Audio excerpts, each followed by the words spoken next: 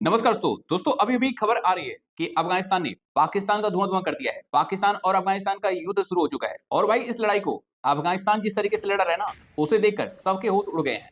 अफगानिस्तान की तरफ से दावा किया गया है कि अफगान मुजाहिदीनों के हमले में 55 पाकिस्तानी सैनिकों की मौत हो चुकी है। इसके अलावा दावा ये भी किया जा रहा है कि अफगान लड़ाकों ने पाकिस्तान के 19 आउटपोस्ट और 2 मिलिट्री बेस पर कब्जा कर लिया है। पाकिस्तान के 3 सैनिक जिंदा पकड़े गए हैं। खबर तो ये तक आ रही है कि अफगान मुजाहिद डूरन लाइन पार करके इस्लामाबाद की तरफ मार्च कर रहे हैं। दूसरी तरफ पाकिस्तान भी ये दावा कर रहा है कि जवाबी हमले में पाकिस्तानी एयरफोर्स ने काबुल के पास 2 पुलों को उड़ा दिया है। काबुल में तालिबान के हेडक्वार्टर पर हवाई हमला मुख्यालय के कई हिस्सों को तबाह कर दिया है।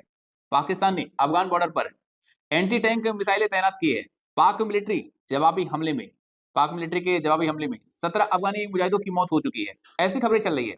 हालांकि भाई अफगानिस्तान की तरफ से भी ये दावा किया जा रहा है कि हमने पाकिस्तान का F-16 फाइटर जेट जो उन्होंने अमेरिका से लिया था, उसको हमने मार गिराया है। कहने का मतलब है कि ऐसा दावा किया जा रहा है कि अफगान सेना अब तक पाकिस्तान को ज्यादा नुकसान पहुंचा चुकी है। मतलब इस लड़ाई में पाकिस्तान का ज्यादा नुकसान हो रहा है। देखिए, रेम्बो 2 नाम का एक फिल्म है और उस फिल्म का एक बहुत फेमस डायलॉग है कि कोबरा का जहर शेर का दांत और अफगानियों के बदले से हमेशा बचकर रहना चाहिए।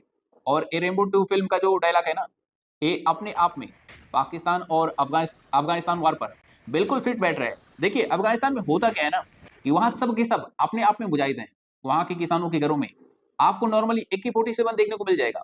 कहते हैं कि ठंड के मौसम में अफगानी किसान बन जाते हैं, खेती करने लगते हैं और जो उनका ड्राई फ्रूट्स वगैरह होता है, चेरी वगैरह होता है, उसको उगाते हैं और भाई गर्मी आते-आते सब के सब मुजाहिद बन जाते हैं। वो लड़ने चले जाते हैं। और भाई इन पाकिस्तानियों ने जो कायराना हरकत करी है ना अफगानिस्तान के साथ, वैसा दुनिया के किसी देश ने नहीं करा किया आज तक।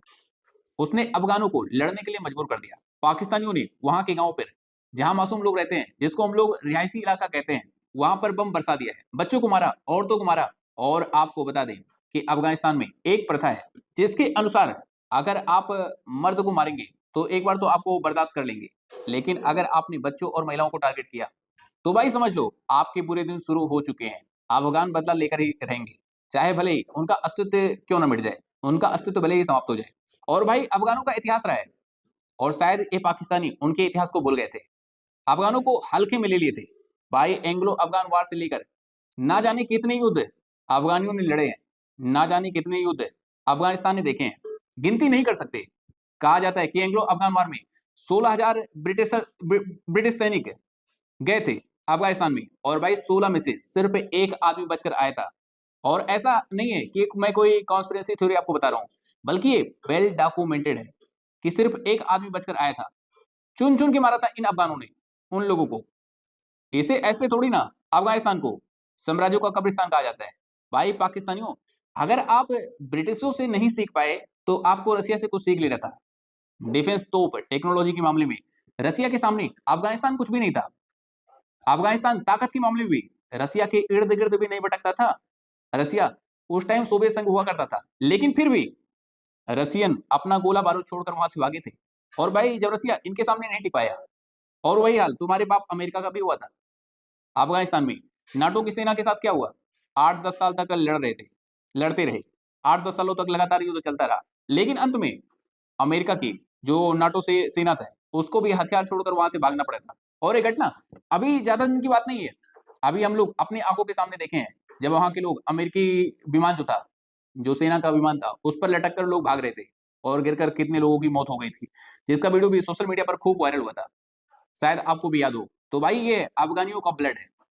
उनको कोई मतलब नहीं है कि वो जिएंगे मरेंगे। भाई वो मरने के लिए ऐसे तैयार रहते हैं ना। और ये हाल बलूचों का भी है। अभी कुछ टाइम पहले एक वीडियो सामने आया था जिसमें एक लड़का ऐसे नॉर्मली टहलता हुआ आया, ऐसे हंसते हुए जा रहा था और अचानक से फट गया पुलिस स्टेशन में जाकर। और भाई सबसे हैरानी की बात तो देखिए कि उसके चेहरे पर थोड़ी सी भी सिकन नहीं थी।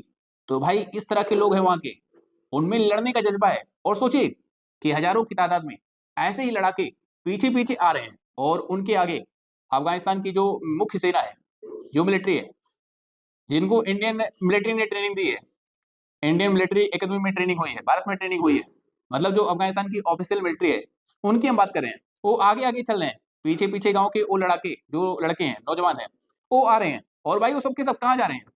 तो ये सब के सब ये लड़ाके जिनका इससे कोई मतलब नहीं है, वो घुस रहे हैं पाकिस्तान के अंदर।